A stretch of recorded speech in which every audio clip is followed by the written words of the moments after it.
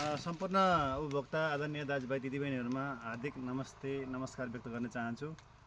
यतिखेर हाम्रो शिखर सामुदायिक वन उपभोक्ता समूहको यो जङ्गलभित्र आगो लागि भएको छ र हामीले पटक पटक सूचना सम्प्रेषण गर्दा पनि उपभोक्ता दाजुभाइ दिदीबहिनीहरूको यो चाहिँ अज्ञानताको कारणले अथवा यो हेलचक्राको कारणले हो कि के हो होइन, वन जङ्गलमा चाहिँ आगो लागि भइरहेछ। हामीले यो वनमा आगो लगाउनु भनेको हाम्रै मनमा आगो लगाउनु जस्तो सम्झिनु पर्यो।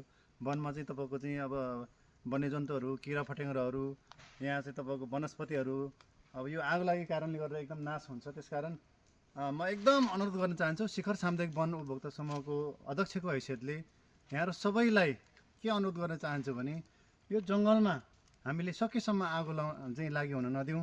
यदि कसैले आगो लागेको चाहिँ मान्छे देख्नुभयो भने तपाईँहरूले चाहिँ हामीलाई सम्पर्क गर्नुहोस्, सम्बन्धित निकायले खबर गर्नुहोस् र यो आगो लागि जुन वन जङ्गलमा आगो लागि भएको छ यो आगो निभाउनको निम्ति पनि हामी सबै उपभोक्ताहरू त्यति नै जागरुक हुनुपर्छ। हामी समितिले मात्रै सम्भव पनि छैन। त्यसकारण यो वन भनेको हाम्रो सम्पत्ति हो। हाम्रै तपाईँको चाहिँ यो वन भएन भने हामी यहाँको चाहिँ तपाईँको